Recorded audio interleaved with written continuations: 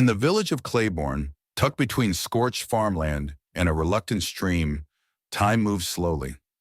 The sun beat down on thatched roofs made from brittle straw, and the air was thick with red dust that clung to bare feet and empty pots. Life here was a daily negotiation with hardship. Ellie Gracewood, a 13-year-old orphan, lived with her aunt and uncle in a crumbling mud brick compound. Her parents had died of a fever the villagers called Black Breath, and Ellie had not known comfort since. Each day began before the rooster crowed and ended long after the lamps were blown out. Ellie's duties were endless fetching water with a cracked yellow jerry can, pounding yam in a wooden mortar, sweeping the compound, and collecting firewood from the edge of the forest. Her aunt, Madam Patience, was stern and stingy. Her uncle, Mr. Jonah, a man with a short fuse and long complaints. "You eat more than you earn," he would bark. Ellie said little.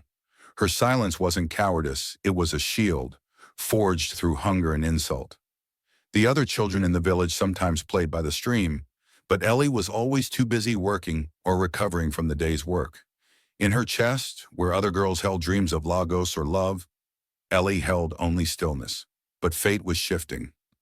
One quiet afternoon, Ellie overheard her aunt whispering with Madame Eleanor, a visiting trader from Lagos. "There's a man in the city, rich, aging, alone," Eleanor said. "He needs a house girl, obedient, young." Ellie paused her scrubbing, her ears sharp. Her aunt asked how much he paid. "More than any farm could give you," Eleanor whispered. Ellie's stomach twisted. That was the moment her name was placed in the currency of survival. She was no longer just a child. She was a transaction in the making. The morning began with unusual quiet. Ellie noticed her aunt's wrappers were newer, her perfume thicker. The compound had been swept twice. Then the car arrived. It was the blackest thing Ellie had ever seen, with windows so dark it seemed no sun could pass through. When it stopped in front of their gate, a hush fell over Claiborne. Children paused their play. Chickens scattered. Aunt Patience stepped forward, her smile wide but her voice tight with nerves. "He's here," she muttered to herself. Out stepped a tall driver in white, followed by a frail man in a flowing beige Egbada. His face was lined with age and loss, his walking cane clicking against the clay as he moved. Mr. Harlan Whitmore, a widowed businessman from Lagos, glanced around the compound with weary eyes. Ellie stood by the door, her stomach knotted, her hands dusty from washing pots. "Is this the girl?" he asked, his voice deeper than expected. Aunt Patience answered with forced cheerfulness. "Yes, sir. Ellie is quiet, hardworking, and respectful." Ellie didn't meet his gaze. She felt her smallness in every limb. The driver brought out a silver briefcase. With a click, it opened to reveal bundles of Naira notes. The kind of money Ellie had only seen in dreams, stiff, fresh, untouched by sweat. Her aunt's face glistened with greed barely hidden. Mr. Whitmore nodded once. "I will take her to Lagos. She will work in my house." That evening, under a dim oil lamp, Aunt Patience said, "This is your chance. He won't harm you. You'll eat well. Don't be ungrateful." Ellie's hands trembled. "But I don't want to leave," she whispered. Her aunt snapped, "Want has nothing to do with it. You're going." Outside, a lizard darted across the wall. Inside, Ellie sat frozen, sold like grain at market. The road from Claiborne to Lagos felt like entering another world.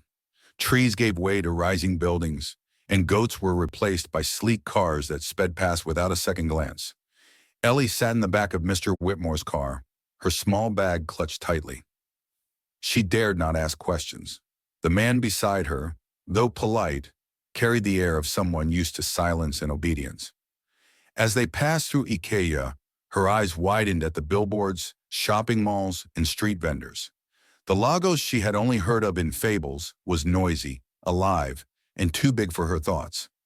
When they arrived at his estate on OK Street, a high gate opened with a mechanical sigh.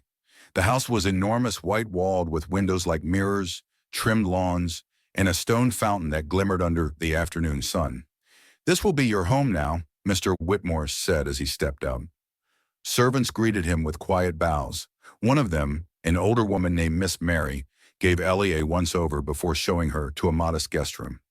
The bed was soft. The curtains smelled of lavender. Ellie stood there awkwardly, unsure if she should touch anything. That night, Mr. Whitmore called her to the sitting room. The chandeliers glowed overhead like captured stars. "You will not be my wife in the way people assume," he said, his voice calm. "I need someone I can trust, someone to care for me, live here, and help me grow old in peace. That is why I chose you." Ellie said nothing. Relief mingled with confusion in her chest. In Claiborne, marriage meant ownership, but here it meant something strange: caregiving, companionship, perhaps a second chance. She went to bed not knowing if she had escaped a trap or walked into a better one. The following morning, Ellie awoke to sunlight seeping through the curtains of her new room. The ceiling above her was higher than any she'd ever seen, painted white like fresh chalk.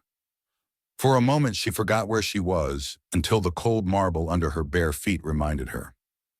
She dressed quickly and stepped outside, unsure of the rules in this world of polished floors and men in uniforms. A servant brought her to the dining area where Mr. Whitmore sat, a soft wool shawl over his shoulders, sipping pap from a delicate porcelain bowl. After breakfast, he led her slowly, with the help of his cane, to the room she would share with him. It was nothing like she feared. "You'll sleep on that bed," he said, pointing to the one nearest the window. "I'll be on the other." "You are not here to be touched, Ellie. You are here to help." She looked at him carefully. His hands trembled slightly, his breath shallow after the short walk. He was once powerful, that much was clear. But time had reduced him to something fragile. "I need someone who will not steal, someone who will not leave when I can't stand. You are young, yes, but young things grow." Ellie nodded slowly, the fear in her chest melting into something else: responsibility. As the days passed, she learned his routine. How he liked his porridge with just enough salt, how his medicine must be lined up before noon, how his knees ached more after rain. She began to see him not as a captor, but a man hollowed out by loneliness. In Claiborne, she was a burden. Here, she was a helper. Still, at night when the compound went silent, she held her mother's old bracelet in her hand and whispered, "Let this be something good." 2 weeks into her new life, Mr. Whitmore called Ellie to the study. "You said you stopped school in primary 6? He asked. Ellie nodded, eyes low. "Aunt said it was enough. Said girls don't eat books." Mr. Whitmore chuckled softly. "Girls eat knowledge where men fear it." That afternoon, he made a call. By the next morning, a young woman arrived in a checked Ankara dress, carrying a stack of books and a small blackboard. Her name was Miss Grace, and she was to be Ellie's private tutor. Each morning after breakfast, Ellie sat by the living room window, a pencil in hand, and learned again. English, mathematics, social studies lessons she thought were lost forever came back like birds finding home. Miss Grace had a way of teaching that made numbers feel like puzzles and grammar like music. She was patient but firm. "Write that sentence again. Neater," she'd say, her tone motherly. Ellie obeyed without complaint. Her handwriting improved. Her confidence grew. Sometimes Mr. Whitmore would listen in from his recliner and nod proudly at her progress. Ellie began to see the world differently. The compound wasn't just a mansion now. It became a classroom. Cooking became science. Counting medicine became arithmetic. Reading aloud to the chief became public speaking practice. For the first time, her days weren't just filled with chores, but with purpose. Mr. Whitmore would often say, "There's power in a girl who learns. You may not see it yet, but it will carry you far." At night, Ellie lay in bed with her textbook beside her, whispering newly learned words like prayers. Her dreams, once quiet and dusty, now echoed with hope. As weeks turned into months, the rhythm of the house softened into something close to peace. Ellie would study in the mornings and spend her afternoons wheeling Mr. Whitmore into the back garden, beneath a sprawling almond tree where the air was cooler. The garden was his favorite place, filled with hibiscus, pawpaw trees, and the occasional croaking frog. Sometimes he would ask her to read aloud from her books. Other times he would tell stories from his youth of travels to Enugu, business meetings in London, and his first love, a girl who danced like rain. Their bond deepened. Though they spoke little of the past, they found comfort in each other's presence. Mr. Whitmore would share quiet wisdom. Ellie, there are three things a woman must guard: her name, her mind, and her peace. Ellie would listen, wide-eyed, each word a seed planted in her. She asked him once, "Don't you miss your children?" He sighed. "My daughters live abroad. They send messages, but not presents. You? You are here. That matters more." Ellie began to keep a journal, a gift from Miss Grace. She wrote about her lessons, the birds in the garden, Mr. Whitmore's fading voice. One afternoon, as she helped him adjust his shawl, she noticed his breathing had grown heavier. "I'm okay," he whispered, "just old lungs acting up." But worry crept into Ellie's chest. The doctor came more often now. The nurses whispered more quietly. And though Mr. Whitmore still smiled, it came slower and left quicker. The garden remained their sanctuary, but Ellie began to feel the weight of time pressing in around them, like the sky waiting to fall. The diagnosis came on a quiet Monday. The doctor, a slim man with tired eyes, spoke in hushed tones. "Stage 4. The organs are failing. We estimate 2 months." Ellie stood outside the study, her ears catching fragments, her hands trembling. When the doctor left, she went to Mr. Whitmore's room. He sat in silence, staring out the window. "You heard?" he asked. Ellie nodded. Her chest tightened. "What do I do without you?" He reached for her hand, weaker now than ever. "You live," he said. "You learn, you lead, and you live. I won't always be here, Ellie, but you are no longer the girl who came from dust. You have a future." Ellie broke down beside him. She held his hand, sobbed into his shoulder, and whispered, "I can't lose you." His voice cracked as he said, "You already saved me. Now you must save yourself." From that day, Ellie became his nurse, his companion, his student, and his strength. She managed his medications, wrote down his instructions, and watched his body fail slowly, painfully. But in the midst of sorrow, their bond became something pure. "If the world doubts your place, show them your worth," he'd say. And so, with each passing day, Ellie carried the weight of his legacy. Not just his name, but his belief in her. The mansion no longer echoed with silence, it rang with the urgency of borrowed time. One warm evening, while the scent of ripe guava wafted through the garden, a lawyer arrived at the mansion. He was sharply dressed, carrying a leather folder thick with papers. Ellie helped Mr. Whitmore to the sitting room, where he insisted on speaking to the lawyer alone. She lingered at the hallway entrance, heart pounding. Something felt final about the visit. The lawyer bowed respectfully as he left, offering Ellie a kind but unreadable smile. That night, the chief said, "Whatever happens, remember I saw something in you before you saw it in yourself." Days later, the air in the mansion turned solemn. The staff moved with quiet steps, the house stilled under the weight of illness. Ellie barely left Mr. Whitmore's side. She read to him, fed him gently, helped him sit by the window as the sun set like golden fire over the Lagos skyline. He told her one afternoon, "When I'm gone, they will come the ones who forgot me. They will raise their voices, but they will not erase you. My word is in the will." True to his warning, when the chief passed quietly in his chair, Ellie cradled him in her arms, sobbing as if her heart would break. The next day, 2 women arrived in gleaming SUVs, wrapped in lace and grief. They were his daughters, long estranged, faces sculpted by time and pride. They wept loudly, wailing through the halls, but Ellie remained quiet, watching from the corner. When the lawyer returned, he opened the will. In clear language, Mr. Whitmore had named Ellie as his legal wife and sole heir. The daughters erupted in protest, accusing the young girl of deceit, but the papers were signed, sealed, and legal. "This is your home now," the lawyer told Ellie. "He left it for you." After the will was read, the daughters stormed through the mansion, taking photographs of rooms and valuables, whispering threats of court action. Ellie said nothing. She moved with grace, remembering Mr. Whitmore's advice. Guard your peace. Her heart hurt, not because she had inherited wealth, but because the man who had believed in her was gone. When the daughters finally left in a huff, the house sighed with emptiness.